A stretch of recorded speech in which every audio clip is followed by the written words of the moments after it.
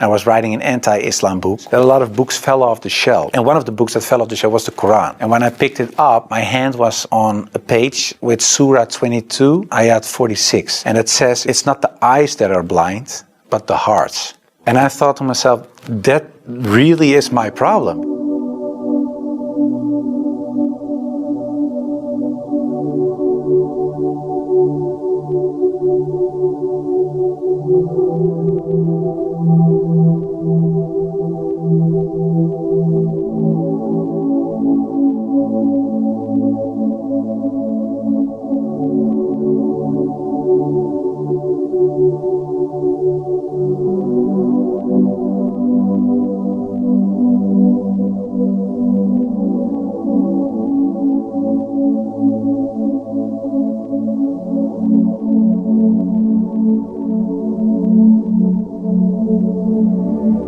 Before I was a Muslim, I was a Protestant Christian from the Reformed Church. We read from the Bible, we all got biblical names, we were all baptized, we went to church, etc., etc. Of course, I believed that there is a creator, I believed in heaven, hell, I believed in angels, revelations, and of course what separates the Christians from the Muslims is that I believed that Jesus Christ was the Son of God. In a more philosophical way, I believed he was God himself, of course. I believed in the resurrection and crucifixion of Christ, of course, and I believed in the atonement.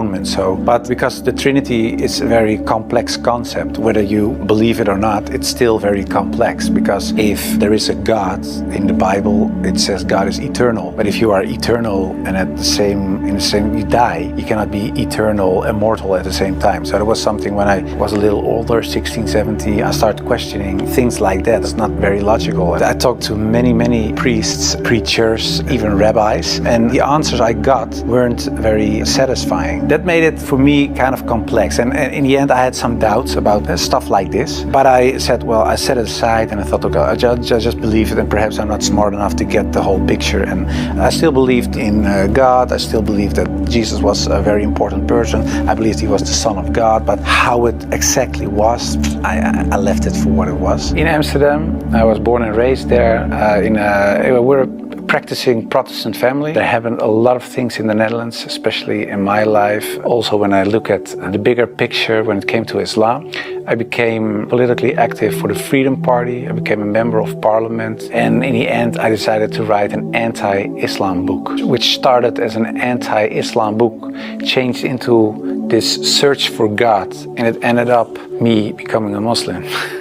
After high school, I went to university and I did comparative religion. And the remarkable thing, I think, was that the first day of me going to college was September 11, 2001. Already thought, okay, these Muslim guys are kind of crazy and this religion isn't the truth. Then a few years later was this guy in the Netherlands called Theo van Gogh. He was a famous filmmaker and he was killed in the street. He was shot and they tried to slit his throat and they put a knife in his stomach with a letter on it for another girl. And Ali, and it said, you are next. So it strengthened my anti-Islam feelings in such a way that I thought, well, I have to become politically active to do something and stop this evil of harming our country. You started politics because of Islam? Yeah, and that really had to do with Islam. That was the reason that I wanted to write a book, to explain to people why Islam was a danger for the world. When I was writing my book, like I said earlier, the questions, the doubts I had about Christianity popped up again. And that was about truth, of course, because I was a believing Christian guy. And yeah, the Christian questions I had in the end were answered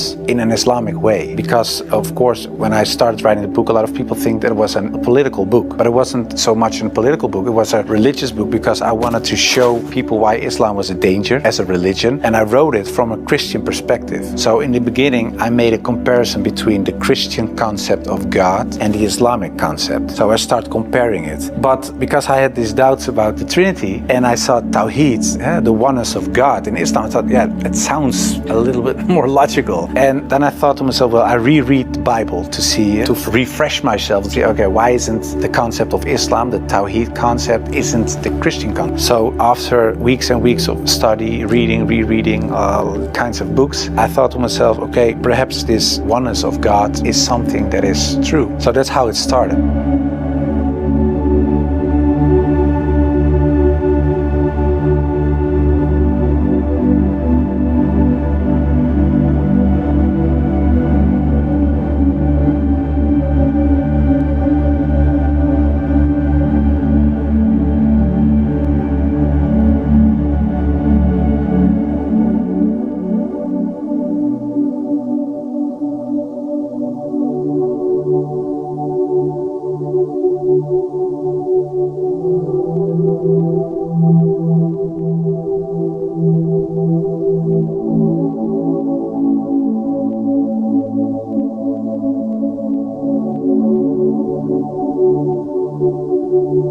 I started writing to several authorities on these religious matters. And one of the guys that I wrote to was Sheikh Abdul Murad, and he's a professor from Cambridge University. But in a way it was kind of strange, of course, because I was a politician back then still. I was writing an anti-Islam book with an anti-Islam purpose. And I'm asking this Muslim professor from another country, can you help me? So I told him, I'm writing a book. I have a lot of questions. So I was very plain why I thought, why is Islam promoting terrorism? Why is anti-woman? Why is anti-Christian? Anti-whatever. After, I think, 6 weeks, he sent me a very extensive email, and he started explaining, directly answered a lot of my questions, but he also told me, you have to read this article, read this book, read that book, ask this person. And so he was very extensive in his way of explaining. One thing that I think was very wise of Abdul Murad to say was, he said, well, the books you read about with the anti-Islam arguments are written by non-Muslims. He said, if you want to know more about Christianity, you don't read books from atheists. You start reading the books from the Christians. Why do they believe this? What are the arguments? So he said, you have to do the same with Islam. So start reading Islamic books from Islamic teachers, from Islamic scholars, etc. And that's what I also did with the life of the Prophet, because I read a book from Martin Links, The Life of the Prophet, based on the earliest source of Muhammad. And it was written, of course, by a convert. And his way of reasoning, his way of telling, his way of writing appealed to me, because it's culturally the same thing. How do I approach a certain topic, etc. And it was the first time that I saw him not so much as a warlord, because that's the picture I had in my mind, but I saw him as a father, and I saw him as a friend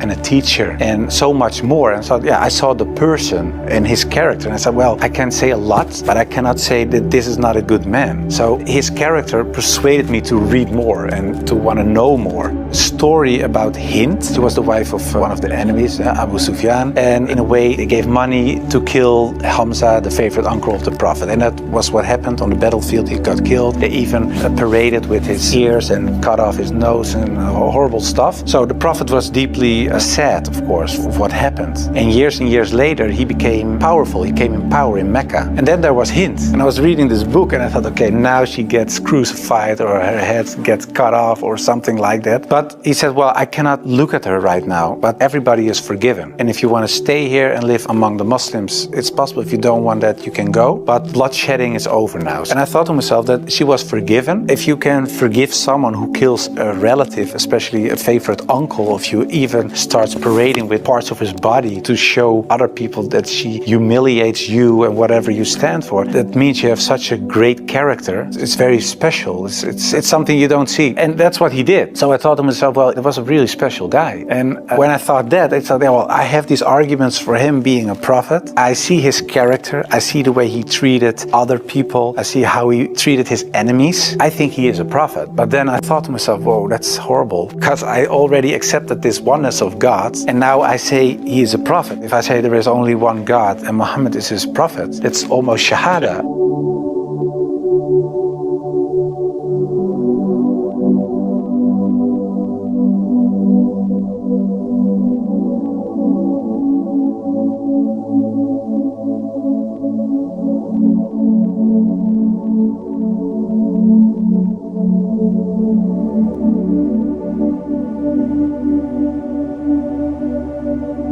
So I thought to myself, okay, let's close the books, stop. This is going in the wrong direction. And of course, I wasn't that anti-Islam anymore because of what I read, what I saw, and what I experienced. What I tell you now, it sounds a little like a fairy tale, but it really happened. In the end, there were all these books at the table, and when I had this feeling of, yeah, okay, this is shahada in a way, I thought, well, I put all the books away, and I put the books on the highest shelf, but there were so many books that a lot of books fell off the shelf. And one of the books that fell off the shelf was the Quran. And when I picked it up, my hand was on a page with Surah 22, Ayat 46. And it says, it's not the eyes that are blind, but the hearts.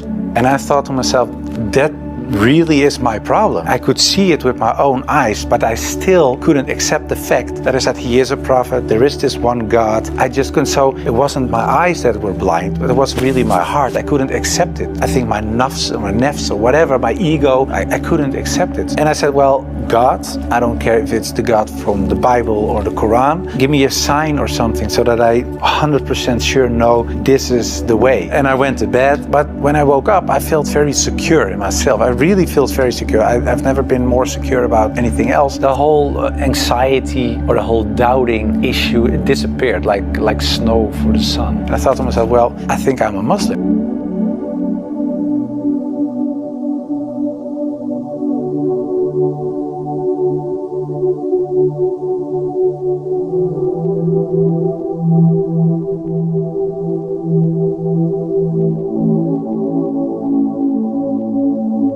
For a lot of people, especially some uncles and aunts, it was kind of a shock. They heard it when it was on the news. I told my mother, and my mother started crying. And my wife was pretty open. Yeah, she was very cool about it. She said, well, if Islam is what you really believe and that's in your heart, who am I? And yeah, some people from my old work were really aggressive. I got over 2,000 death threats from people who used to support me, of course. People who voted for me. People said the most horrible things. We will rape your wife, shoot you, know where your children go to school, stuff like that. And most of them, of course, is nonsense because there are crazy people writing things on their computer. I never chose a religion. One time, and it was when I became a Muslim. Before that, I didn't choose my religion. I was born in a Christian family. I was raised in a Christian way, and I'm very grateful for all the good things that it brought me, but it was not my decision. And the only time I made a decision was me becoming a Muslim. And it was the most, like I said, I think the most important decision I made, and it was the most rational decision I made. I never took years and years to decide one thing, only becoming a Muslim.